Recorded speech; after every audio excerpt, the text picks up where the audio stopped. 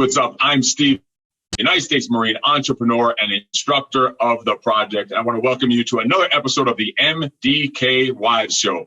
This is a show where we interview the wives of previous graduates to the project so we can get their perspective from the other side of the lines. And if you didn't know, the project is a 75-hour physical, mental, and emotional experience for men that want to become better husbands, even better fathers, entrepreneurs, and leaders. So today here on the MDK Wives Show, I want to invite a very special guest, Liz Swift. Thank you for joining us. I appreciate it. Take the time out of your day. And are you ready to roll? Are you ready to do this? Yes, let's do it. Awesome. Perfect. So let's just jump right in.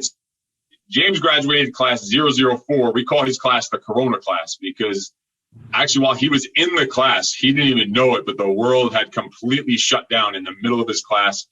And he had no idea about it because they had no phones or computer or anything. So we call him the Corona class. It's now been a little over a year. So it's going to be kind of cool to get your perspective about how things were before the project, how things were right after the project, and then how they are now a year later. Especially you guys are in the fitness industry, correct? Like you run the Fit Body Bootcamp together. So forget about the Corona having a rough impact on businesses across the country, especially no worse than the fitness industry. So that's going to be interesting to hear how you guys dealt with that and did all that. So let's jump right into it. So before he joined the project March of last year, how did he approach you about it? What did you know about it? What did he tell you about it? What were your thoughts, reactions? Like, how did that all play out when he first told you about he was thinking about the project? He was kind of hesitant. I guess it had to do with financial standpoint at that time. But when he presented it to me and I seen what you guys posted, I'm like, holy shit, that is amazing. I think you should do it. I was all for it, but I was a little bit concerned about the physical aspect of it. Like that stuff is pretty intense, but I knew you're not calling him soft, are you? You're not calling him soft, are you? No. Right, I mean, I knew he could handle it, but it was crazy. But I think at that time I encouraged him because I just got done with my personal sessions with my life coach, and I encouraged him to do it. Anything to just level up personally. But I thought it would be a great experience for him. Oh, that's awesome. So you were already on your own kind of personal development journey before he even actually came to the project? Yes. That's so cool. I think that's what a lot of people are missing, right? One person in a relationship will start developing themselves and the other person doesn't. And then all of a sudden they're speaking different languages. So that's really, you took him along for the ride with you. Like you were starting to do it because let's say you started developing yourself and he's not, he's just sitting on the couch watching Netflix and eating ice cream, right? That's not going to cut it. So that's perfect that you had almost encouraged him to do it because you want to see him go along for the ride with you at the same time. You're both developing. That's absolutely pretty cool. You see it that way. So how long ago did you open up the gym? We opened up back in October 2018. By the time he joined the project now a year ago, that was a pretty new gym, pretty new business, right? Year and a half, maybe a year and a half into it. Yes. So the fitness industry is a hard enough industry to start off, even in great times, right? That's a hard business to get into the profits and get things rolling, and you're doing everything yourselves. You're working hard. How did you get over the financial part of, we're a brand new business, we're in the fitness industry, pretty tough in the beginning there. It takes a few years sometimes to get profit. How did you get over the financial hurdle of making the project happen? Well, I think, both James and I are on the same page as this, as far as mental health, physical health is so important. I don't think you could put a price tag on that. But we just made it work. There's, I don't think you could spend enough on yourself. You are like the best investment that you can make. That is awesome. That's awesome. And again, that goes back to because you had already been working on And so it's easy for you to say that. You almost couldn't even tell him, no, you can't go spend this money on yourself because you're doing it. You already were doing it, right? That's awesome. And you were still in the beginning stages of the business. So you just figured it out, just made it happen. Like, you're willing to do whatever to work on yourselves, develop yourselves. Absolutely. Okay, that's awesome. So what were some of the, other than financially, once he's signed up, you guys agreed to it, you're going to make it happen, you're going to figure out how to pay for it and all this other stuff. What were some of the other concerns? And, it's, some of those videos are pretty scary. I'm in some of those videos. I scare myself watching that shit sometimes. So what were some of the concerns or worries you had? Like, once it was real that, all right, he's going to be going out to this program. What were some of the things that started? Mainly, I'm like, you're not going to come back and be a big dick, are you?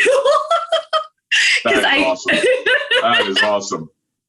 But I said, I just don't want you to completely change who you are. I mean, I love you for who you are, but just don't come back a big dick. That's all I ask. Is that literally what you told him? Yes. That is great. He failed. I actually just interviewed him. He came back here to Southern California. I know you guys were in Northern California. He just came out as a junior instructor with class 008. And I interviewed him in the studio about his experience. He failed to mention that part to me. That's very interesting. This is Wives Who Sick. We get the real deal. We get the truth about how things were. Like, that is awesome. I haven't heard that one yet before. Some good stuff. So you thought it was going to change him. How did you think that, like, when you asked him that, like, but you were a little serious with that. You didn't want him to come back, like overconfident, like cocky, like, is that what you were saying? Or how did you mean? Yes, in that aspect, he's been, prior to the project, of course, he had to read all these books. And one of them that I found interesting of the history of men, like, they've lost the art of, like, going out, hunting for food for the family and all of that good stuff. And, here I'm in my head, I'm thinking, oh God, he's going to come back. I am man. But he didn't. It's more of, he takes charge of everything now. He's more firm, especially with our kids. He's not, I don't know if I could say this, but pussyfooting around stuff. He's like, no, this is how it is. And I just love it. So far you called him soft. You told him not to come back a dick. And you said he's pussyfooting around. Wait till he sees this. He told me to speak from the heart. So I'm speaking from the heart. This is perfect. This is exactly what I want to hear. This is all the good stuff. Nice. So you thought he was going to come out like this macho, like going to this thing, come back growling and snarling. Like, that's what you figured he's going to come back like that the type of masculinity that's, like, frowned upon out there, like, is that what you were thinking? Yeah. Like, perfect. I am man. I'm going to drop the weights. Like, but no. Which there's a time for that type of, we call it a civilized savage, or a savage servant is what we call it. Like, having that balance in between the two. There's a time to be the savage, but always need to remain civilized and taking care of your family and your spouse. So yes. Good. That's awesome. So what areas do you feel like before he went, like, in the back of your head, you're like, all right, this is going to be perfect for you because you need this, this, and this. And maybe you didn't even tell him that, or maybe you just were thinking, the 4 pillars of the project are the family, fitness, finances, and faith. Faith, not necessarily being religious faith, but faith in yourself, self-confidence. So what kind of areas those, in addition to, like, leadership, communication, decision-making, things like that, are also what the project is about? So what areas did you feel like before he went that and you're like, all right, this is the shit you need to work on?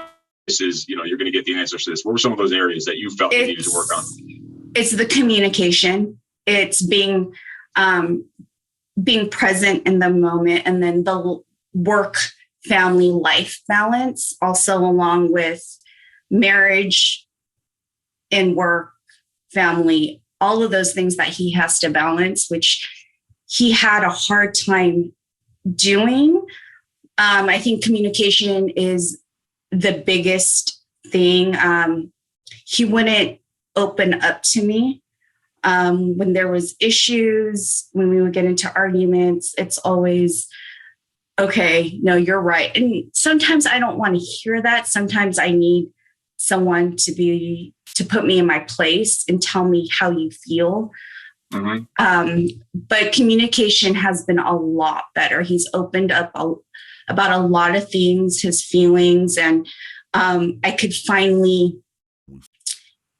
know what he's feeling and what he's thinking. So communication is a big thing. And of course the balancing. He's more present when he's with us, with the family, or when it's just he and I, or when he's spending one-on-one time with our 2 kids. So that has just been amazing to see the switch. What was it like before? Can you give some examples or just situations about how it was before? It sounds like you feel pretty strong about that. So how was it before? Like maybe lack of communication or weak communication? Like what was that like before? He wouldn't really. He didn't really want to burden me with his stress or what he's thinking or what he is feeling at that time. It's always like, okay, I'm going to hold this in to make you feel better. But I personally, when you do that, it just eats you up inside as a person, regardless of what gender you are, So that's one of the things. And he's mentioned stuff to me that he's opened up to me about things that he's never told anybody else. And to me, it's amazing because now I know I fully know who you are. I can understand who you are and why you're like this and why you get triggered on certain things. I get it now, so there's a better understanding for the both of us between us. Wow, that's awesome. That's some deep stuff. So basically he was like suffering in silence pretty much all the time, yes. Not wanting to put the stress onto you. So he would just keep it all himself. And all that's going to do is that shit's just one day, right? Probably at the wrong time to the wrong. Probably you're talking about something else with him and he's going to snap at you or explode at you for what he held in 2 weeks ago. That's been just bubbling up. And then you're like, what the hell? What is the problem? Right. Is that right? Absolutely. Right. Okay. Awesome. And then, so once he graduated, what was it like when he was gone? What were you thinking? What were you feeling like the 4 days when he was gone? I was actually, it felt nice at first because it gives the opportunity for both of us to miss one another.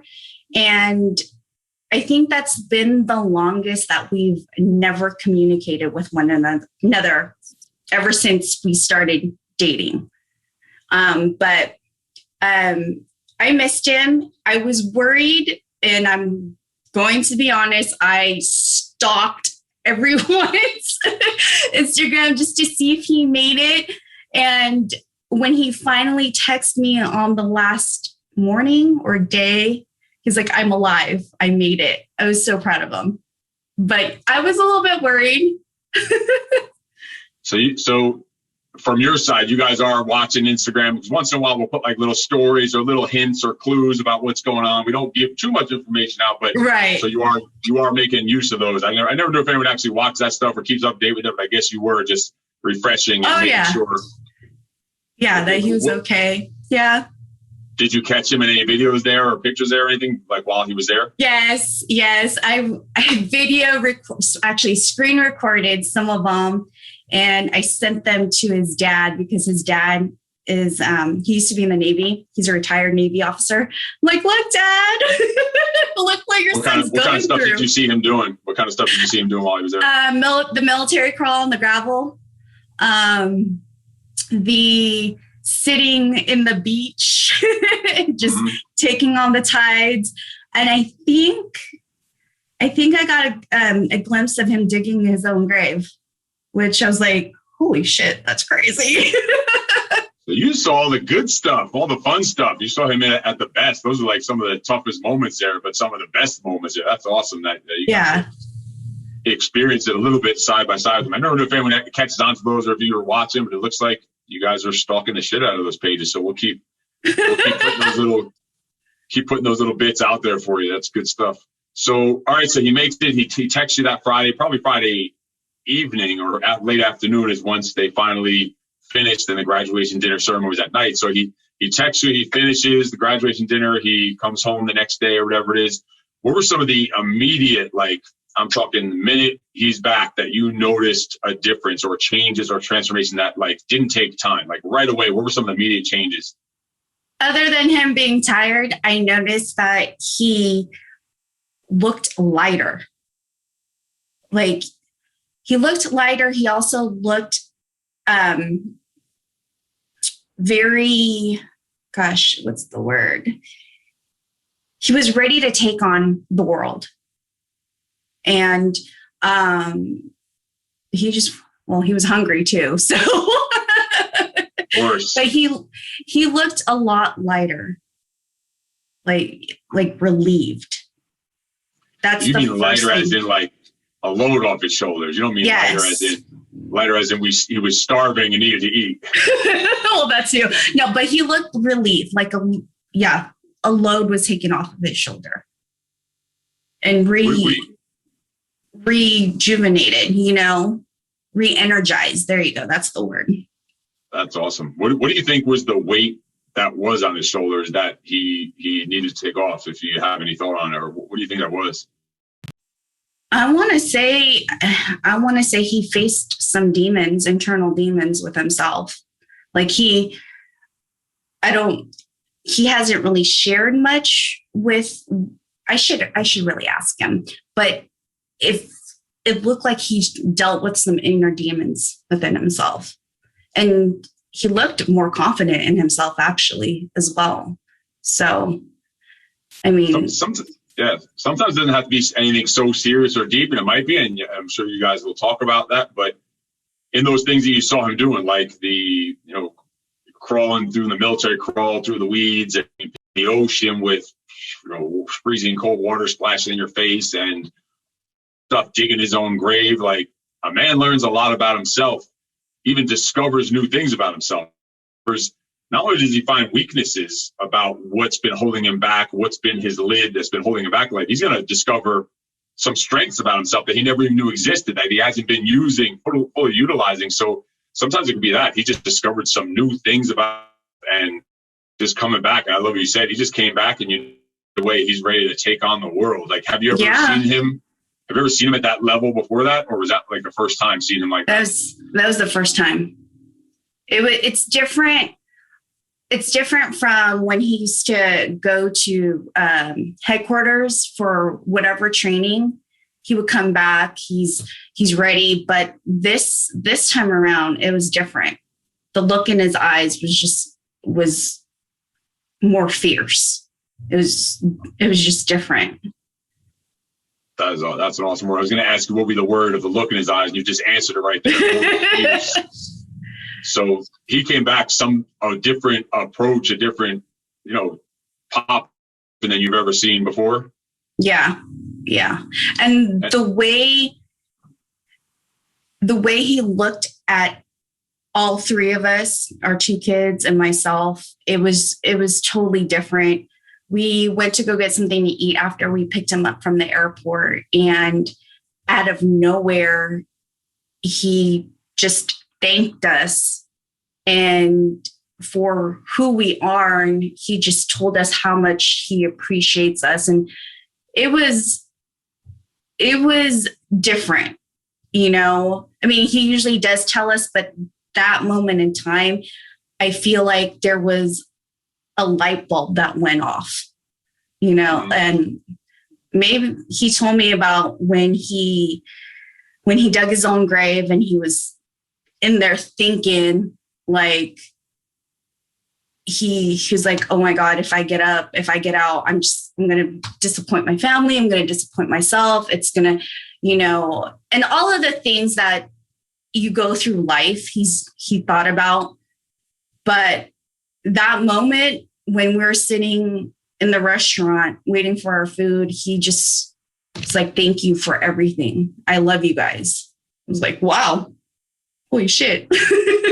Who is this man sitting here with us? Yes. Wow, that's freaking awesome stuff. And that right there just makes all worth everything that we do and what those guys do when they come in here. That makes and the sacrifice and the pain and the hardship makes it all worth it for them. That's freaking just awesome. So that was immediately, you kind of saw this different approach he had, this different fear system. Now, a year later, how is that now? How is that same fierceness, that same confidence, that same approach that he has any different than then? Has it been the same? Has it improving? Where are you at now a year later? What are you kind of seeing? It, of course, with everybody has a little setback here and there. Everybody goes through it. And he did have a little setback, but he bounced right back. And I think he bounced back better than ever. He has taken the time to really think about things, define things, what they mean to him. And his approach with everything is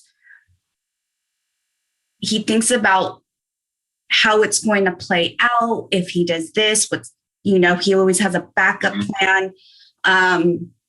He is more open to letting people in.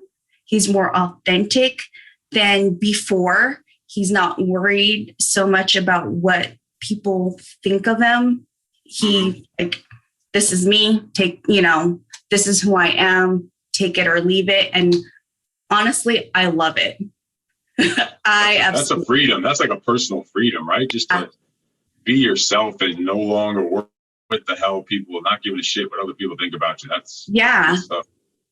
It's every time he does something to that nature where he brings out his authenticity, it surprises the shit out of me. I'm like, holy shit, there you are. There it is. And I love it. That's freaking cool. That's cool. So, and I'm guessing some of the setbacks he probably had in the last year is he's fairly new in the fitness industry. I think we're starting the project. You said your gym was only open for about a year and a half. And at the time you weren't working in the gym at all. And so that's a tough year to go through with having a fitness industry during all the lockdowns. Gyms are not one of the ideal businesses to have during all this crazy, stupid stuff going on. Yeah. Where was the business, the gym and your business not gone through the project and it had to deal with all this quarantines and shutdowns and all this stuff? Do you think there would have been a different outcome with the business, or where would you see things now in the business if you had never gone through the project and kind of learned how to deal with these things? I don't think we would be in business, quite honestly. I think we would have given up. But what do you think made that not happen? His integrity with himself and with me. He's like, I can't fail. I can't fail you. I can't fail myself. And he holds a lot of integrity within himself. So if it wasn't for that, I don't think we would be where we're at.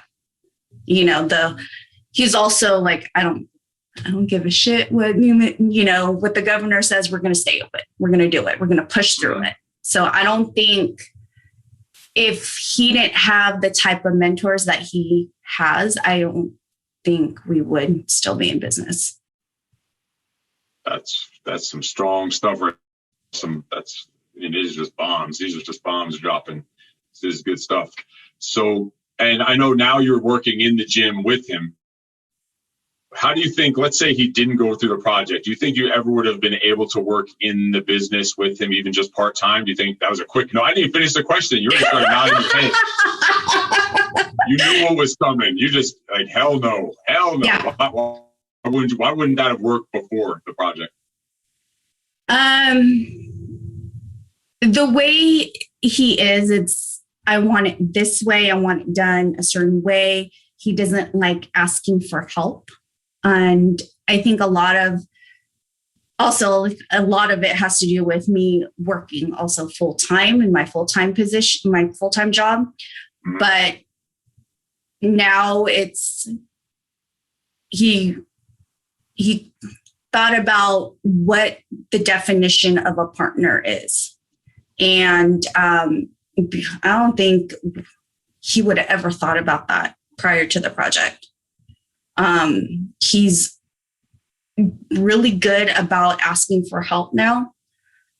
And the partnership between us is a real partnership. So and also the communication. Yeah, communication is big. But yeah. You wouldn't have even been able to deal with that old version of him working together in the same building, building a business together. You just wouldn't have been able to even deal with that before the project. Right. And how is it now? How long have you now been actually working in the business with him?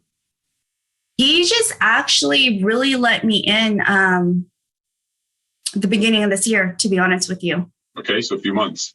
Yeah. How's it going in that time? How's it been working together now in there? It's been really good. It's been really good. And now it's like, okay, you handle that. I don't have to worry about that. You handle that. Okay. So it's been really awesome. Good stuff. Good stuff. So now, so that was before the project. We talked about during it. We talked about immediately when he came home. Now a year down the line, how do you see now the future of your relationship, your business, your family, another year from now, 3, 5, 10 years from now, knowing what you know now, what he's picked up from the project, connections and the brotherhood that he's creating the project. How do you see the future of your family, your business, and your relationship with him, post project? Oh, everything's going to be successful. We're going to, of course, marriage is work, and we're going to continue to work on ourselves with each other. We're going to make sure that we're not growing apart, but we are growing together, individually and together. We try our best to influence our kids, teach them, whatever we haven't learned from our parents, what we've currently learned. And, I think we're going to be amazing. We're going to have a strong bond. I feel like our bond is going to continue to be strong. As far as the business, our goal is to dominate the Sacramento area if possible. And we're going to work hard to do that.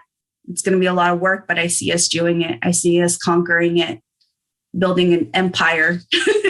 Conquering and domination and empire. These are the kind of words we want to hear after the project. This is what it's all about. Coming from an MDK wife, this is freaking awesome. This is some good stuff. So I think we got tons out of this. I got tons out of this, and I want to thank you for coming to join me here on the MDK Wives Show. Is there anything that you would say to a gentleman's wife, maybe a couple that's thinking about, the man might be thinking about joining the project?